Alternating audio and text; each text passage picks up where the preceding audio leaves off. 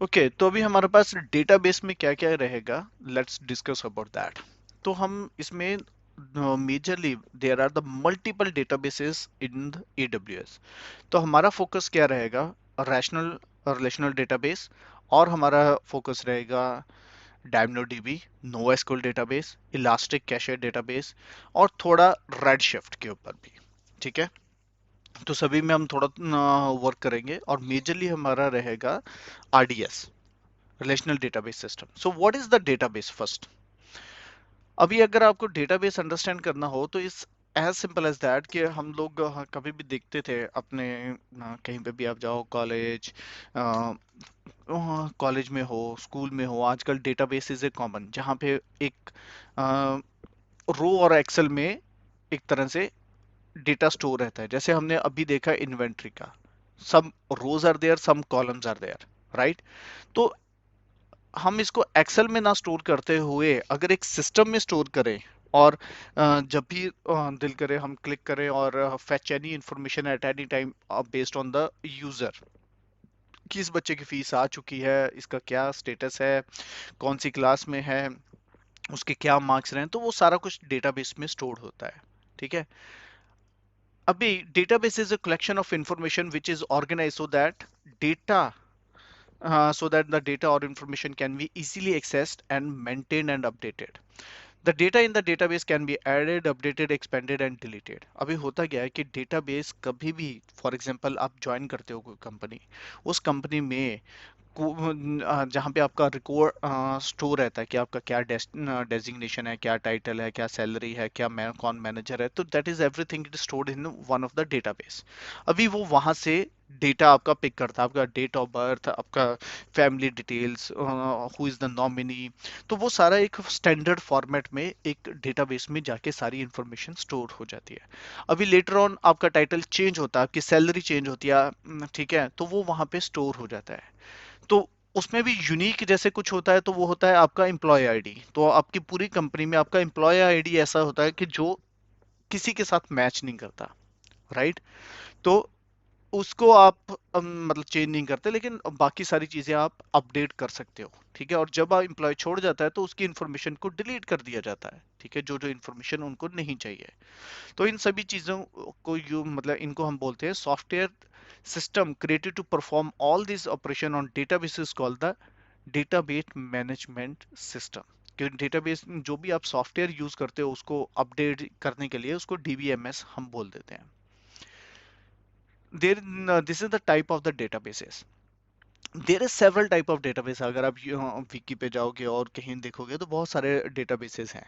तो मेजरली जो डेटाबेसेस हैं इन द मार्केट, अभी तक हमारा इस पूरा AWS से कोई लेना देना नहीं है, लेकिन हम just discussing about what is the generic databases.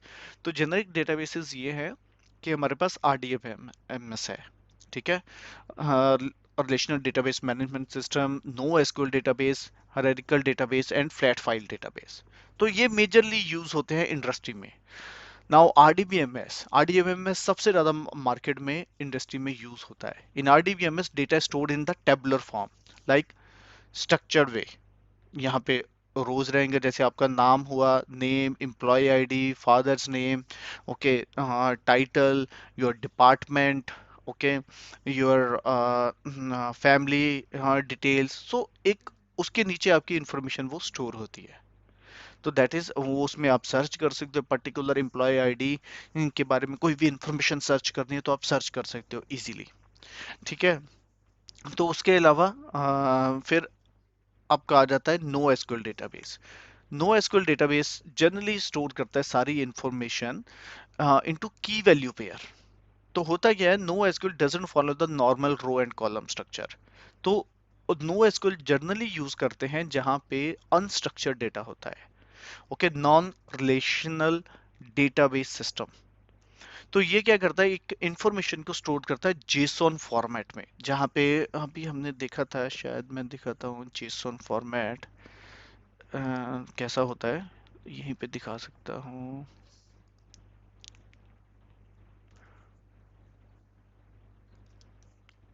JSON format इसमें था अभी शायद, if it is this works.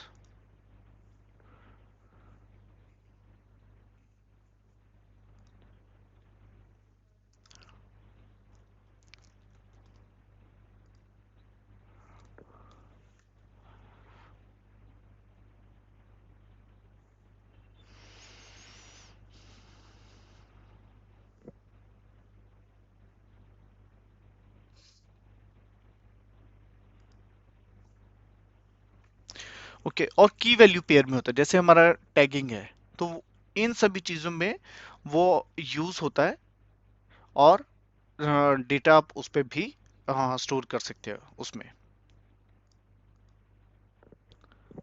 एक मिनट, यहीं आ ही जाता है तो मैं दिखाई देता हूँ। हम्म,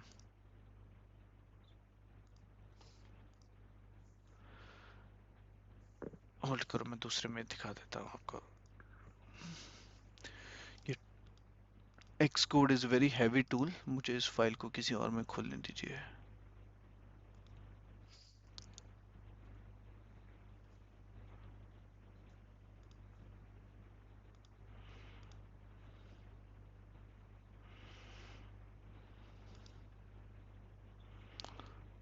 ओके, तो आप इसको यहाँ देख लीजिए। जैसे ये एक पूरा फॉर्मेट बन गया, ठीक है, तो ये एक इंफॉर्मेशन पूरी की पूरी ऐसे स्टोर हो सकती है जेसॉन फॉर्मेट में, कि उसका सोर्स बकेट क्या है, उसका डेस्टिनेशन क्या है, वर्जन क्या है, टाइम स्टैम्प क्या है, फाइल फॉर्मेट। ऐसे ही सेम पूरे एम्प्लॉय की इंफॉर्मेशन ऐसे भी स्टोर हो सकती है। फॉर एग्जांपल मैंने किसका क्या नाम है, जैसे जनरली कई जगह पे क्या करते हैं कि इसके लिए मूवी टिकट्स आप लेने जाते हो, जा सर्च करते हो, तो कई चीज़ें वो नॉन रिलेशनल डेटाबेस में स्टोर होती हैं कि ओके, इस मूवी थिएटर में ये मूवीज लगी हैं, ये टाइम पे लगी हुई हैं। तो जनरली उसमें भी है। और गेमिंग में हम लोग बहुत ज़्यादा इसको यूज़ करते हैं। We will discuss in details little later. तो just I want to show you how the JSON format it works. Then एक अलग डेटाबेस भी होता है, हायरार्किकल डेटाबेस, जिसमें क्या रहता है कि पेरेंट चाइल्ड रिलेशनशिप रहता है, कि आपके एक पेरेंट रहता है, उसके अंदर चाइल्ड रहते हैं, चाइल्ड के अंदर सब चाइल्ड होते हैं, उसके लिए वो पेरेंट है, इसके लिए ये पेरेंट है। अगर आप कोई भी पॉलिसी या कुछ भी अटैच डेटा देना चाहते हो, तो आप पेरेंट से भी कर सकते हो, और चाइल्ड के ऊपर भी डायरेक्टली उसको मैप कर सकते हो और उसको स्टोर करके रख सकते हो। ठीक है, that is the benefit in hierarchical database. Flat file database होता है जिसमें कोई रेगुलर स्ट्रक्चर नहीं यूज होता फॉर इंडेक्सिंग और रिलेशनशिप के लिए। उसमें एक फ्लैट फाइल डेटाबेस बनता है। जनरली ये चीजें यूज होती हैं ईमेल में, जैसे याहू कंपनी है, गूगल है, तो वो जो आपकी मेल्स हैं, अभी देखो आपकी मेल्स इतनी हैं, लाखों ईमेल्स रहती हैं जीमेल में फ्री। अभी उसको अगर वो रिलेशनल डेटाबेस में स्टोर करने की कोशिश करेंगे, तो it's a huge loss for them. एक एक मेल को ढूंढने के लिए आपको बहुत टाइम लगेगा। तो इन्होंने एक फ्लैट फाइल डेटाबेस बना रखा है। फ्लैट फाइल डेटाबेस में क्या रहता है कि सब कुछ एक सिंपल फ्लैट फाइल में रहता है, और वो फाइल आपके नाम पे एसोसिएट रहती है। तो वो उसी में सब कुछ प्लेन टेक्स्ट में उसमें स्टोर होता है। ठीक है, तो that's way it is very fast in Gmail और याहू मेल। ठीक है, तो वो फ्लैट फाइल डेटाबेस को ही यूज करते हैं इंटरनली। अभी हम यहाँ से बात करते हैं सारे AWS डेटाबेसेस की, जो हम AWS में करने जा रहे हैं।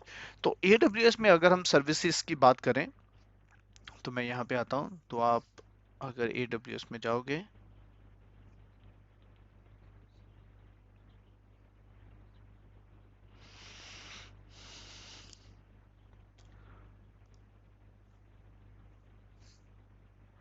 डेटाबेस, तो AWS में ये सारे डेटाबेसेस हैं। अभी बहुत ज़्यादा उन्होंने बढ़ा दिए हैं। पहले सिर्फ होता था DynamoDB, इलास्टिक कैशे और RDS।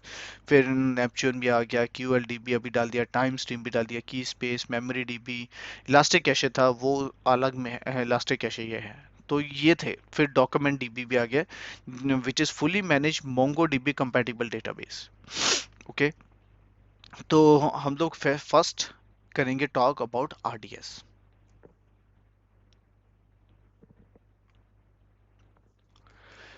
So what is the RDS? Let's not talk about the RDS is your relational database. RDS में मल्टीपल अगेन डेटाबेसेस आते हैं। जब आप RDS में आते हो तो ये सपोर्ट करता है 6 डेटाबेसेस को, योर RDS। तो यहाँ पे आप देखते हो ये इसका डैशबोर्ड है RDS का।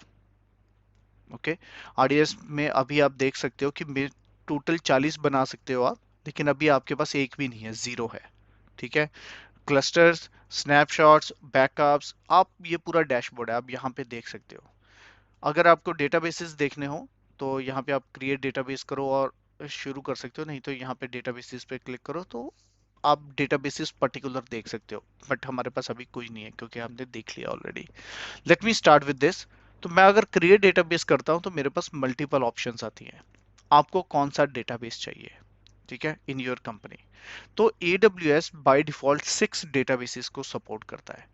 Amazon Aurora, MySQL, MariaDB, PostgreSQL, Oracle और Microsoft SQL। इसमें कईयों का क्वेश्चन होता है IBM DB2 और बहुत सारे अदर डेटाबेसेस हैं जो नहीं, यहाँ पे सपोर्ट नहीं करता। अभी Amazon Aurora क्या है? Amazon Aurora is the Amazon का खुद का डेटाबेस है जो बना हुआ है टॉप ऑफ MySQL और PostgreSQL। तो अगर आप अरोरा सेलेक्ट करोगे तो आपको दिखेगा अरोरा MySQL कंपैटिबल और पोस्टग्रेसएस कंपैटिबल कंपैटिबल। तो इसमें क्या है कि इन्होंने क्या कर दिया है amazon ने कि इनके ओपन सोर्स को उठाया और अपनी रिक्वायरमेंट के हिसाब से एक डेटाबेस बना दिया। अभी इनका जो ये बोलते हैं amazon वाले कि यस, जो हमने अरोरा बनाया, अगर आप ये MySQL यूज करोगे और हमारा माई अरोरा का MySQL यूज करोगे तो आपको फास्ट मिलेगा, तो ये 3 गुना ज्यादा फास्ट रहेगा। तो that is they are claiming that information. Okay, मैंने यहाँ नहीं है। ओके, तो वो इस चीज को क्लेम करते हैं। अभी लेके चलते हैं कि amazon अरोरा में, और तो यहाँ अगर पोस्टग्रेस एसक्यूएल आप चूज करते हो तो इट मींस वो ये क्लेम करते हैं कि आप रेगुलर पोस्टग्रेस करते हो तो उससे हमारा 5 टाइम्स ज्यादा थ्रूपुट मिलेगी आपको। तो ऐसा रहता है। डेफिनेटली कॉस्ट भी इनकी ज्यादा रहती है थोड़ी उनसे, but they are saying it is still it is the less costlier. एक चीज बता देता हूँ कि आप बहुत आरडीएस को बहुत ध्यान से यूज करना बिकॉज इट्स वेरी कॉस्टली। और how I will use that, तो आप फ्री टीयर में कैसे यूज करते हैं आई विल एक्सप्लेन यू, ठीक है, for testing purpose. amazon Arora free नहीं है किसी भी। ओके, आप सिर्फ फ्री में माई एसक्यूएल, मारिया डीबी और पोस्टग्रेस एसक्यूएल यूज कर सकते हो फ्री में। ओके, जैसे मैं माई एसक्यूएल यूज करना चाहता हूँ, ठीक है। तो पहले तो ये सारे जो है वो रिलेशनल डेटाबेस है, ठीक है, इन 6 के 6। अभी यहाँ पे क्या होता है कि यहाँ पे ये वर्जन दे देता है कि आपका कौन सा वर्जन आपको इंस्टॉल करना है। फॉर एग्जांपल 8.0 और 5.7, 5.37। अब डिपेंड करता है कौन सा वर्जन है माइक्रोसॉफ्ट माई एसक्यूएल का, तो वो वर्जन आप यहाँ डाल सकते हो। ये देखो एडिशन कौन सा है, माई एसक्यूएल कम्युनिटी, ये जो ओपन सोर्स है ये वही वर्जन इंस्टॉल होगा। यहाँ पे 3 ऑप्शन दे रखी हैं उसने, प्रोडक्शन, डेव और फ्री टीयर। अगर आप प्रोडक्शन को सिलेक्ट करके नीचे जाते हो तो अब नीचे यहाँ पे कॉस्ट भी शायद पहले दिखाता था, मैं दिखाता हूँ एक बार। यहाँ पे अभी आपको कॉस्ट नहीं दिखाता, नहीं तो ये पहले कॉस्ट भी आपको दिखा देता था उसी टाइम पे नीचे कि आपको इसके लिए इतनी कॉस्ट पड़ेगी, ठीक है। लेकिन अभी ये नहीं दिखा रहा है तो दैट इज एक्चुअली बैड, क्योंकि इसका कम से कम $1500-1600 पर मंथ कॉस्ट आ जाएगी आपको अगर आप इसको यूज करते हो। तो हम और अगर पहले मैं आपको ऑप्शंस बता दूं सारी, then I will show you the free tier. आप प्रोडक्शन में जैसे ही डालते हो तो आप minimum multi AZ DB instance create करते हो। What is multi AZ? अभी होगा क्या, जैसे ही आप इंस्टेंस क्रिएट करोगे, ठीक है, मैं आता हूँ आरडीएस में, वो मिनिमम 2 डेटाबेस क्रिएट करेगा। एक डेटाबेस यहाँ क्रिएट करेगा और एक एक दूसरे अवेलेबिलिटी जोन में क्रिएट करेगा, ताकि इसकी रिडंडेंसी बनी रहे इन दोनों की, ठीक है। तो ये डेटाबेस फॉर एग्जांपल बनता है आउटसाइड तुम्हारे अवेलेबिलिटी जोन 1A में, तो ये बनेगा अवेलेबिलिटी जोन 1B में, सी में और कहीं भी और बनेगा, बट बनेगा दूसरे किसी अवेलेबिलिटी जोन में, इसे बोलते हैं। और इसका फायदा क्या होता है, इट्स ए रेप्लिकेशन। तो आप डेटाबेस को बनाते हो तो ये रेप्लिकेट करता रहेगा एक दूसरे के साथ बैकएंड के ऊपर। अभी बेनिफिट क्या होता है कि अगर ये डेटाबेस डाउन हो गया due to any reason, availability zone down हो गया, तो आपके पास दूसरा है, ठीक है, आपकी सर्विस इंपैक्ट नहीं होगी। इसको बोलते हैं मल्टी एजी डेटाबेस, ठीक है। उसके बाद आप डेटाबेस का नाम देते हो, फॉर एग्जांपल मैंने इसका नाम दे दिया माई डीबी, ठीक है। उसका यूजर नेम क्या होगा? Type A login ID for the master user of dB instance. ठीक है, मैं उसका एडमिन दे देता हूँ और उसका पासवर्ड रखता हूँ एडमिन 123, और यहाँ पे भी पासवर्ड दे देता हूँ एडमिन 123। तो अभी मेरे पास दो डेटाबेस और सॉरी इंस्टेंस पहले बना रहा हूँ। यहाँ पे मैं क्लास सेलेक्ट करता हूँ। अभी आपको ये सोचना है कि मुझे इस डेटाबेस के लिए कितनी सीपीयू और मेमोरी चाहिए। तो ये दोनों चीजें इससे बाकियों से स्टोरेज से अलग चलेंगी। ठीक है, अभी आपकी रिक्वायरमेंट है, फॉर एग्जांपल आपको पता है मेरा डेटाबेस काफी बड़ा है, मुझे 8 सीपीयू चाहिए, 16 सीपीयू चाहिए, तो आप उस हिसाब से सेलेक्ट करते हो। ठीक है, कि मुझे कौन सा चाहिए। कईयों में मेमोरी ऑप्टिमाइज भी आप यूज कर सकते हो, ये जो सेकंड है उसमें सारी मेमोरी रिलेटेड रहेगा, जिसमें ज़्यादा मेमोरीज आपको ऑप्शन मिलती है। फॉर एग्जांपल आपका डेटाबेस बहुत बड़ा है, ठीक है, उसमें मेमोरी आपको ज़्यादा चाहिए, सीपीयू कम चाहिए, तो आप यहाँ कर लेते हो सिलेक्ट 128 GB मेमोरी रहेगी। एक मिनट देखता हूँ नीचे कहीं पे भी कॉस्टिंग नहीं दिए रखी पहले ये लोग कॉस्टिंग नीचे देते थे साथ में कि आपको इतनी कॉस्ट पड़ेगी अगर आप इसको सेलेक्ट कर रहे हो।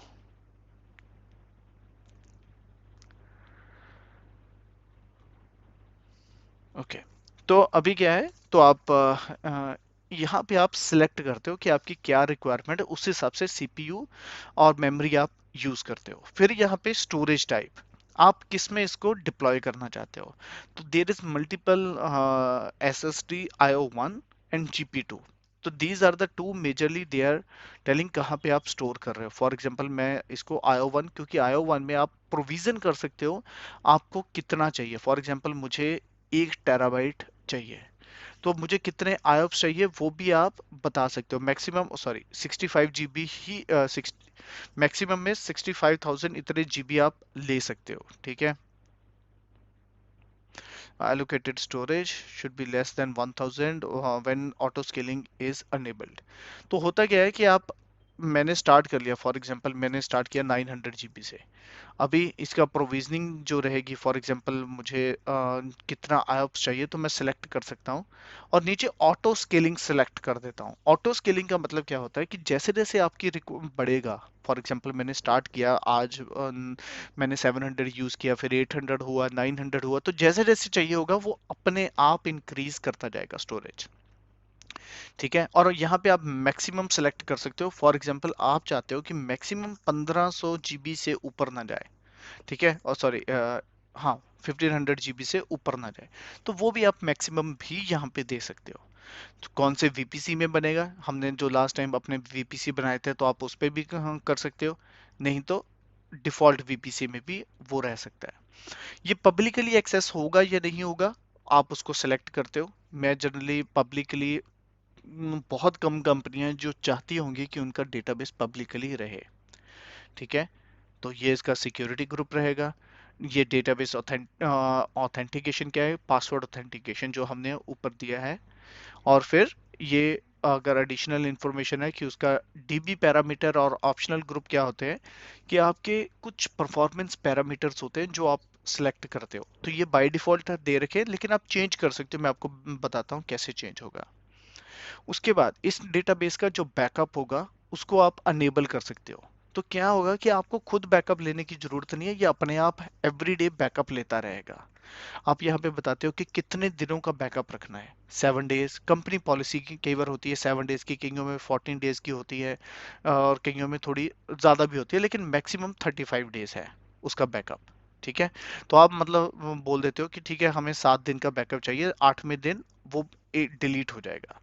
तो ये 7 डेज ही उसको रिटेंशन करेगा। तो यहाँ पे आपको ये भी पूछेगा कि आप किस टाइम पे बैकअप लेना चाहते हो। अगर आप नो प्रेफरेंस देते हो तो वो अपने आप सिलेक्ट करेगा, नहीं तो आप फॉर एग्जांपल मेंशन कर देते हो कि हमारा स्टार्ट हो रात को ठीक है 1 बजे स्टार्ट हो। ठीक है, और 1 घंटे के लिए मान लो मुझे लगता है कि 1 घंटे में बैकअप होता है, तो 1 घंटे का मैं उसमें टाइम दे देता हूँ। ठीक है, अगर डेटाबेस को इनक्रिप्ट करना है तो आप इसको अनेबल कर सकते हो। फिर यहाँ पे रिटेंशन पीरियड आपने दिया है, नीचे आ जाइए मॉनिटरिंग। आप इस डेटाबेस को एवरी 60 सेकेंड इसको मॉनिटर करते हो, लेकिन आप इसको कम भी कर सकते हो, every 30 second, 15 second, 10 second, 1 second, मतलब कितना आप फ्रीक्वेंटली आपको उसको मॉनिटर करना है। तो आप 60 सेकेंड और 30 seconds more than enough generally. Generally लोग चेंज करते हैं अगर रियली में बहुत ज़्यादा इशू कुछ आ रहा हो। ठीक है। फिर इसके लॉग्स जो होंगे, वो आप चाहते हो कि इसके लॉग्स को मैं कहीं एक्सपोर्ट कर दूं, वहां से मैं देखूं कहाँ पे एक्सपोर्ट होंगे। क्लाउड वॉच में। तो वो हम नेक्स्ट चैप्टर में देखेंगे क्लाउड वॉच में लॉग्स कैसे देखे जाते हैं और जनरेट किए जाते हैं। फिर आ जाता है मेंटेनेंस वर्जन। मेंटेनेंस का मतलब क्या होता है कि फॉर एग्जांपल अभी देखो, आपने तो सिर्फ डेटाबेस लिया उनसे। ठीक है, ये डेटाबेस आपके उन्होंने कहीं पे क्रिएट किया। अभी कल को उनको